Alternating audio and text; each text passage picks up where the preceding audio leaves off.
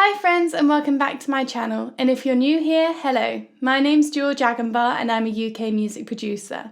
Today's video is all about routing. Now this can seem like a big, scary, complicated topic, but actually when you break it down, it's a lot easier than you may think and can really help our workflow.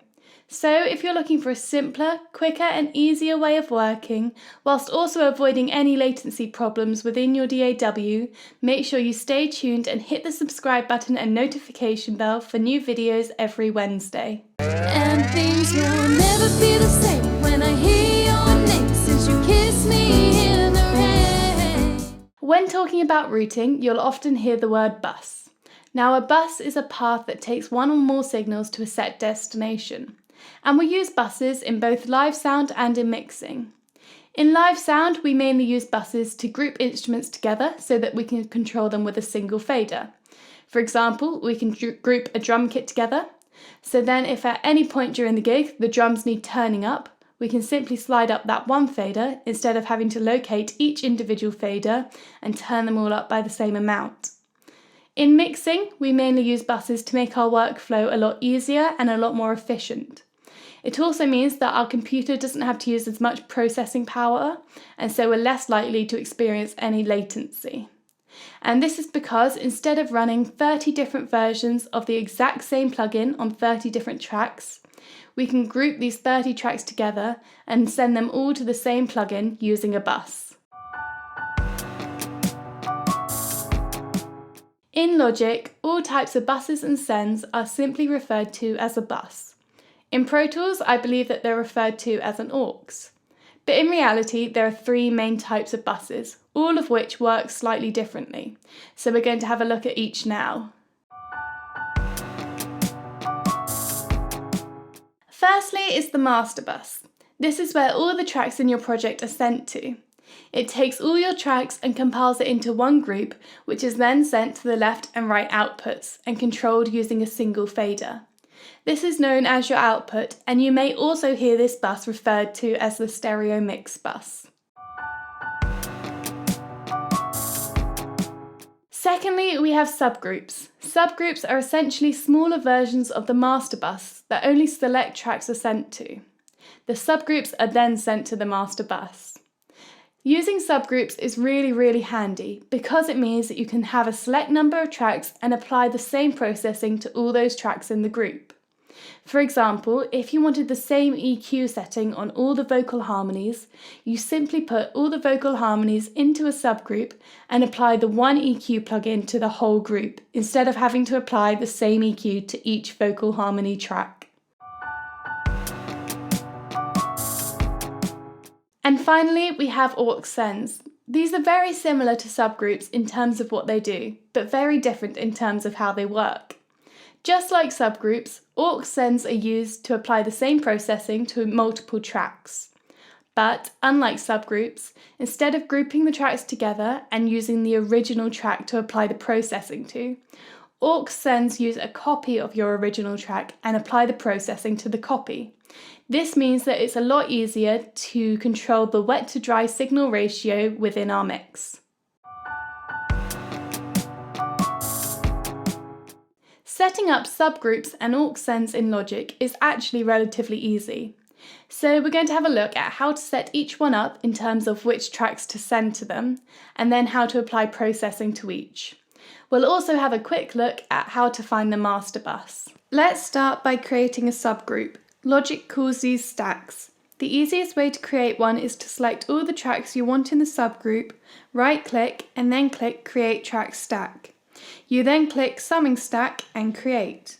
Now you can see that all the selected tracks have been assigned to one group and one fader. We can either head over to the left-hand side and apply any processing to the group how we would on an individual track. Or we can go into the mixing window and locate the group channel strip there and then apply the processing on the strip up here by selecting this box. To create an aux send, you go to the channel information, click on the little box labelled sends, go to bus and then select an empty bus. You'll see that the right hand side of the channel information changes to whichever bus you've chosen. You apply the processing to the aux send channel in the same way you would apply any processing to any normal track. Once you have done this, you blend the aux send with the original track using this tiny little green dial next to the bus name. To find your master bus, you open the mix window and scroll right along. You will see that Logic has automatically created both a channel called stereo out and a channel called master. This is quite confusing. The stereo out represents the physical main outputs on your interface, whilst the master acts as a global volume control. I would advise that for simplicity, you ignore the master channel and treat the stereo output channel as your master bus.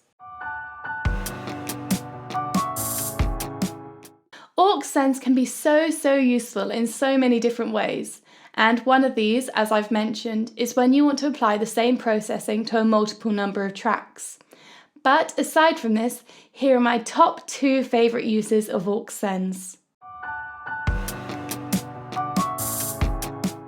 Number 1, they're really useful when you have a project with lots of MIDI instruments in. And this is because MIDI instruments are created from samples recorded in different spaces. And I like to put the same reverb on all my MIDI instruments to place them in the same setting. And this is where aux sends really come in handy. So here I have multiple MIDI instrument tracks. At the moment, none of them have any processing applied to them, apart from the processing necessary to create their sound. I've set up a simple aux send with a short room reverb on it. I'm now going to send all of my MIDI tracks to this aux channel so they will have the same effect applied. Here is the before and after.